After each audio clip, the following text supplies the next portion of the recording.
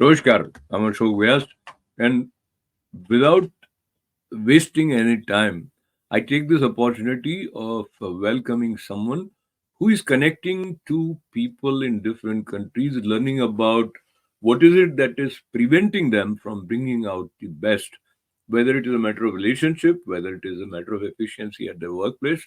And there are certain studies as well as experiments which have resulted into a new idea that is being implemented. And what that idea is and how Dr. Nitin Saraswat, mental well-being and life coach, feels about it, we'll learn from him. Nitinji, welcome. Thank you. Thank you for having me, Ashokji. So we will talk about work-life balance in the context that I just mentioned. But let us talk about work in general and the way we approach work. Is there something somewhere missing which prevents us from finding people always happy at their workplace? Because we heard that work is worship, etc. How do you see that part? The concept that, the relationship between a company and the employee has to be like someone who is trying to extract the most out of a resource, and a resource which is trying to save itself from getting exhausted is a very sad story that is happening in the world. So there are three kind of resources a company has.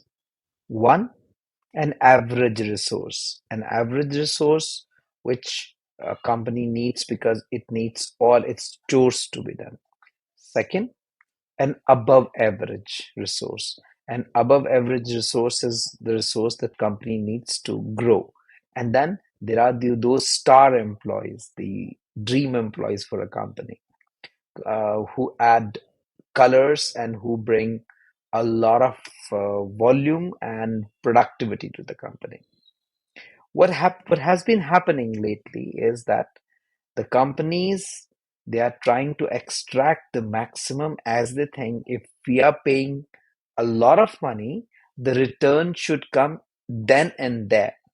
And the way to bring that return is to make people work harder. Now this has started failing. Why it has started failing? Because there have been a lot of cases where the employees have been having brain fags. There's a lot of burnout happening and a lot of attrition happening. Even the best of the employees, the most creative people the companies have been having, they have been leaving the companies. There are cases where people are settling down for lower salaries, but they do not want the kind of pressure that their work exerts. Now, the point is why the work has been exerting that kind of a pressure. That is because the whole policy is going faulty.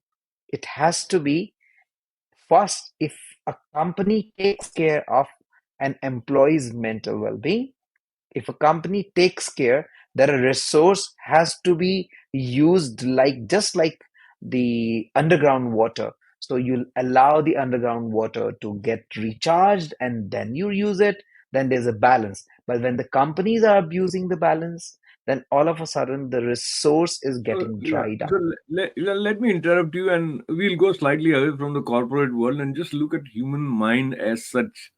Probably we are using mind as machine without appreciating the innate need of a human being, and I think that sooner or later starts reflecting in your efficiency.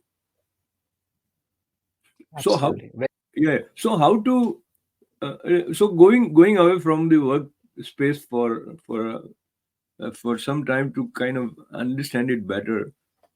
In general, though there might be differences in different countries with respect to their education system, but by and large, it is very much parallel system that is adopted where you are fed certain information, and now, of course, technology brings data, and so are we giving enough attention to mental when I say health, it is not to be treated in a negative sense. Healthy meaning how to stay mentally healthy collectively across the world. Are we cognizant of handling the mind with its subtle strengths and whatever layers it has? See, that's why we use the word mental well-being. So when you say mentally healthy, actually we should talk about mental well-being. And the problem is the whole setup, not only the work, even the kind of pace we are giving to the life, the kind of work, uh, the life work-life balance that we are supposed to have. It is not just the work which needs to be blamed. The whole setup, we are to rewind our setup. We are to relook, redesign our setup for that kind of a mental health to to be back in our lives. Because what is happening right now is we have created a speed that we cannot match. We are creating so much of consumerism in our lives, and we are trying to achieve a lot more than what sometimes our body and mind can sustain. So there's a lot happening which is causing a lot of work-life balance issues in our lives. So now, talking about a lot happening, it also relates to the expectations that we put in front of us, and from that point of view, should we re-examine the priorities with which we make kids look at life when uh, they have certain need fulfillment as the only equation which would make them feel that they are okay? If you look at the life just say 30 years back, the life was the one thing was very clear about people about life, and it was that there were people who were very highly driven, and when they were highly driven, they were enjoying what they were doing. The pressure to perform, pressure to outperform each other was much lesser, and the parameters for success were not the only consumers goods, and the kind of, how big a house you have, what figure salary you draw, and how many companies you have changed, etc., etc., etc. All of a sudden, we have started, as the family become a nucleus family, the number of children have reduced. Now, most of the parents are either having one child or at max two children. The expectation, the kind of dream that we sell to our children is nothing but excellent. You have to be excellent at everything. You have to top. You have to be the best. And that has been putting a lot of pressure. Yes, there's nothing wrong in asking your child to be best, but maybe your child, as an example, might be a fish who can excel in swimming, and you might be asking your child to climb a tree like a monkey because the monkey has been getting a lot of fruits and the fish might not be getting any fruit. So maybe your child is a very good artist, or maybe your child could become a very good artist, but because artists don't make a lot of money, you might not be interested in making letting your child become an artist. Or maybe your child needs time to discover what is the calling for your child, and you are so scared that you cannot allow your child to wait until the child finds the calling, because that will make the child behind in the race. So we have been putting a lot of pressure, and now we cannot say just parents are putting a lot of pressure. I have seen cases in which the children themselves have been putting a lot of pressure on themselves because people around them have been very successful. People around them have been buying new cars. People around them have been joining, getting offers, like, for example, MBA. So if you are an MBA or if you are an engineer, an IT engineer, it's very good, easy Yeah, to so get an offer. yeah, I'll interrupt you again. And of course, we are talking about work-life balance, but the word life is there. And when I see your title, there is life and mental well-being. So there is this precious gift of life which we have, on which all these experiences, your achievements or failures, etc., are happening. You experience some emotional, uplifting moments or some down, etc. But many times we put the real joy of living somewhere away from our sight, and we get uh, sort of trapped in the idea that, oh, if this happens, then only it is worth living, etc. So should that be addressed, and how that uh, gets into the way of work life balance? And I'm adding one more sort of a sequence here, which is the idea of having 4 day work. It somewhere is probably assuming that when people are free, they are happier. Am I right in assuming that? We have to s- see it in a very different light. So the experiment has been going on in so many countries now. Like, if I'm not wrong, New Zealand was the first one to introduce the concept of 4 days work, 4 day week work. The idea is that your creativity is at its peak when the pressure is lesser. The problem with the corporate world is that they have been putting a lot of pressure on their employees to perform, to get the results. Like, there is no scope for trying and not getting the result. Because, as they say, we don't pay you for having the brains, we pay you for using them and delivering the goods. So, the pressure is something which is not good for creativity. So, is it like you want volume of work to be done, or you want quality of the work to be done? There have been a lot of experiments. Even I have done few experiments with some of my counseling clients in America. Like, one of my counseling clients was working more than 10 hours a day, 6 days a week. And I just asked him, can you just reduce these hours to 8 to 9 hours a day? And he said, my productivity will go down. I said, okay, let's give it a try for a month. And even he was surprised that his productivity did not go down, because when he reduced his work hours to 9 hours a day, his productivity started increasing because the mind was relaxed. It was taking lesser time to process. There was less fatigue.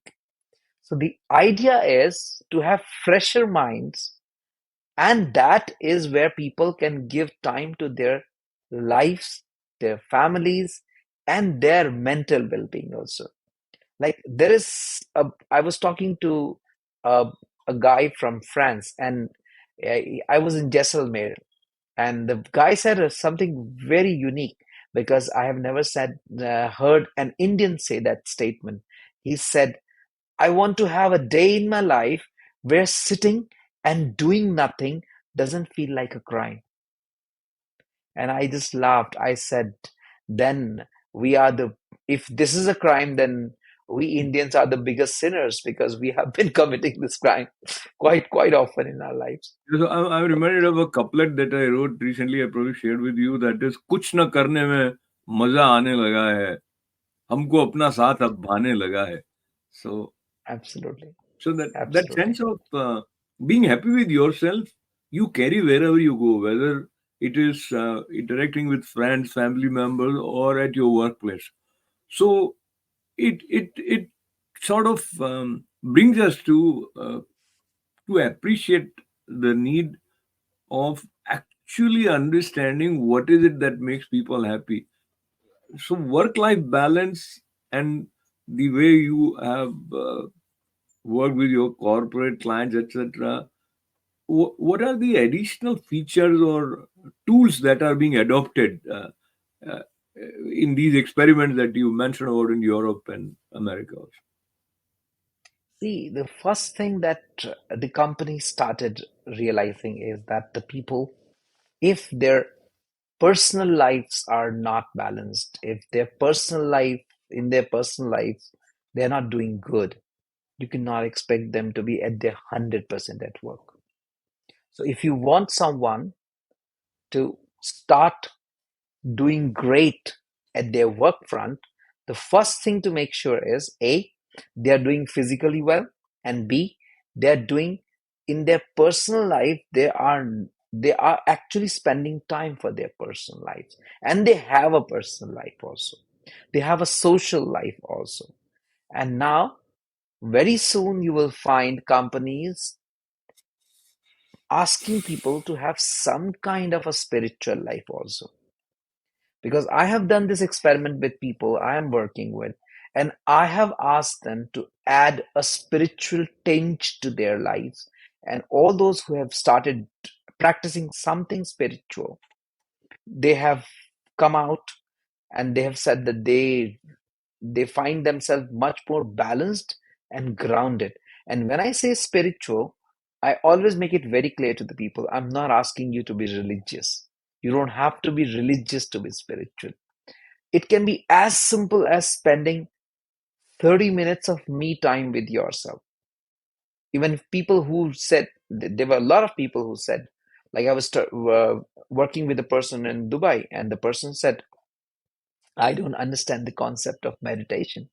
I said, you don't need to understand the concept of meditation.